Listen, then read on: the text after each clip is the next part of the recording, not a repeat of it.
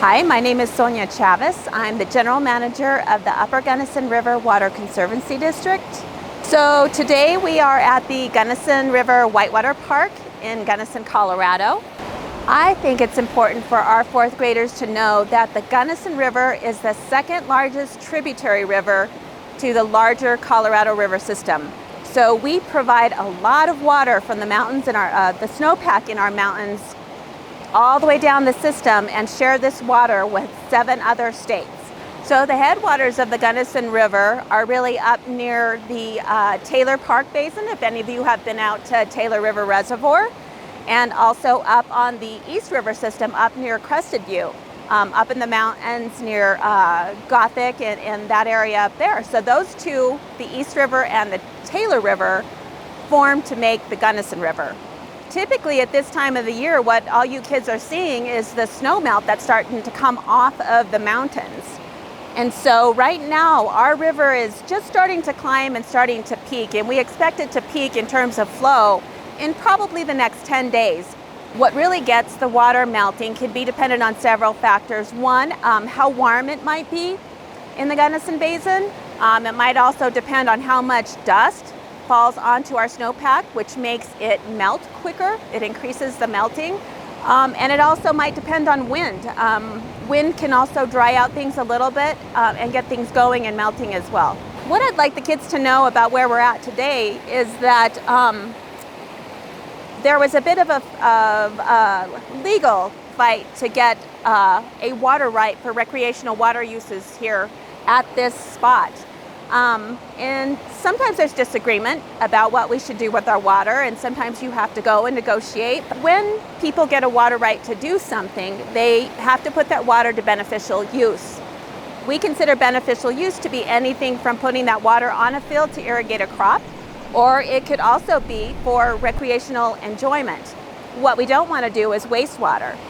This type of activity doesn't use or consume water. It just changes the flow path and maybe holds it a little bit more so that you can use it for a specific purpose. And those two differences are called, if you put it on a field and use it for plants, it's called consumptive use. Other uses, like when you use it to flush your toilet in your home or take a shower, that water isn't consumed and lost, it's just used and then returned back to the river system. So this is a recreational water right or water use. We eventually got the water right to build this whitewater park and allow this water to flow here for the benefit of the residents of our community and people who choose to visit. And it's been a really great amenity. I think a lot of us spend time out here either playing with our dogs or boating or paddling with our parents and friends. So this is a great amenity for our community, and we hope that you get to enjoy it. So here again at the Gunnison River Whitewater Park, and the Gunnison River at this point flows down towards McCain's Lane through the Gunnison Canyon and then enters Blue Mesa Reservoir. So we're going to go from here to Blue Mesa Reservoir. We've traveled a few miles downstream and we're currently standing at the Lake City Bridge, where the water from the Gunnison River comes out of the Gunnison Canyon. Water in the Gunnison River comes from the mountains down toward through the canyon. The river tends to get a little bit wider, a little bit slower, and some of that sedimentation or sediment from the river starts to come out and deposit, and you can see that in the way this area is laying behind me. So water in the Gunnison River enters Blue Mesa Reservoir.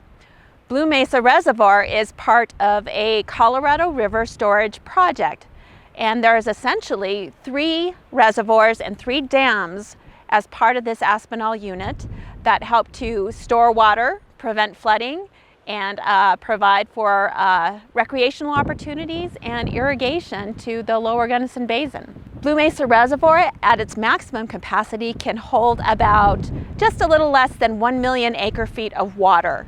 After water leaves Blue Mesa Dam, it goes into the Morrow Point Reservoir and Morrow Point Dam, and each one of those units generates hydropower, which is a source of clean energy, which you've probably learned about. Blue Mesa Reservoir at the dam can produce about 60,000 megawatts of electricity. Moving down into Morrow Point generates a lot more hydroelectric power, probably about 160,000 kilowatts. So when water leaves the Blue Mesa Reservoir, it drops through the Black Canyon of the Gunnison It's really steep, and the water can travel really fast, and there's a lot of power behind those dams when you hold back the water. So when it goes through these big hydropower turbines which spin, it generates electricity that can go into our grid system. And at each dam, the bigger the drop and the more water being held, the more pressure and the more hydropower you can produce. There's also a third dam after Morrow Point Reservoir, and that's Crystal Dam. Crystal Dam is a little bit smaller and only generates probably about 30,000 kilowatts of electricity. After leaving Crystal Reservoir, the water goes through the Gunnison Tunnel and goes into the Uncompahgre Valley, and the water is used to irrigate crops in the Montrose and Delta area. So when the Aspinall Unit was built to store water, prevent floods, we also had some impacts that occur to some of the species that depend upon that water. When this water from the Gunnison River goes into the Montrose and Delta area, it's used to irrigate a lot of soils, mangus shale soils that are rich in selenium. And selenium is a natural part of our soils, natural part of the geology. But when you put water on it, it dissolves and it enters the river systems, but it can cause impacts to fish species. We have about 4 different fish species that use the Colorado River as habitat, and they're endangered, and that's the Colorado pike minnow, the razorback sucker, the humpback chub, and the bony tail. In the Gunnison River itself at Delta, we do have species of the razorback sucker that live and use that water. So when the water gets to the Uncompahgre Valley, they have a selenium management program that is used to do irrigation infrastructure improvements that help to reduce the amount of selenium entering the river system.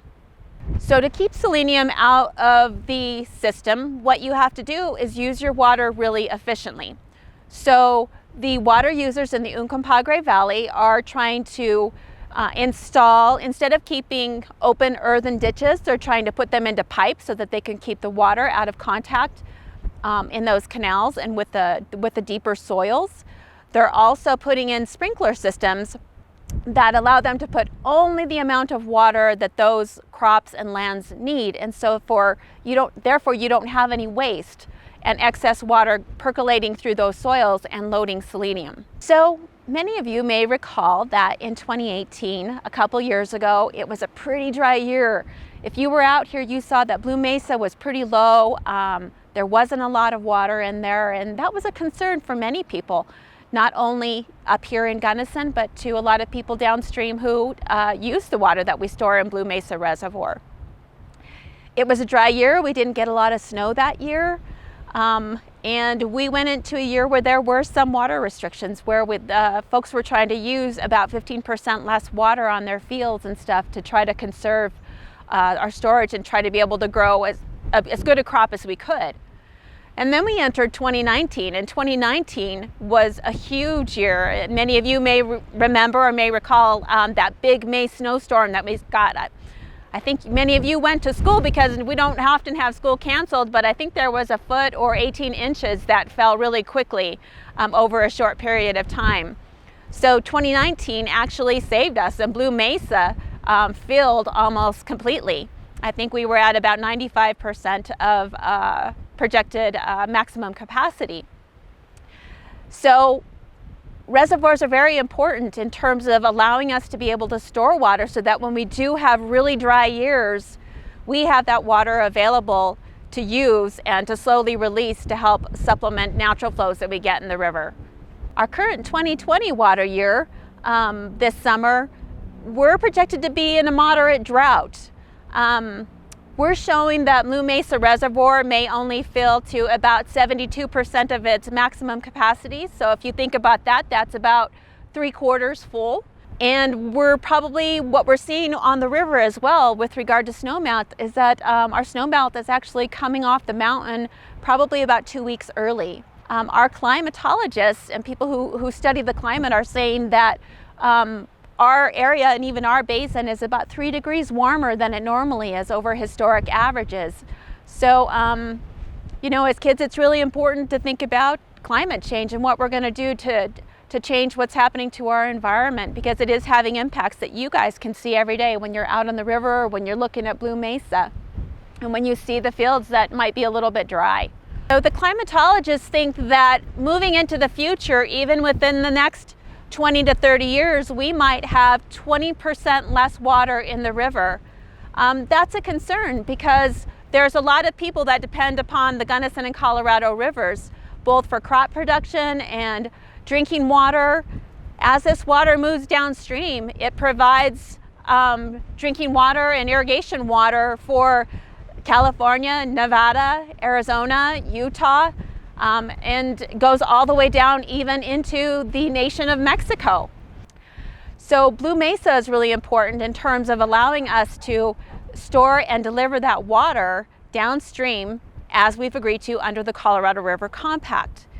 If we start getting less water and we're not able to deliver our obligation, which is 7.5 million acre feet, it could cause legal problems and legal issues. So our storage reservoirs are really important in allowing us to be able to store water in good years so that we can deliver it in dry years.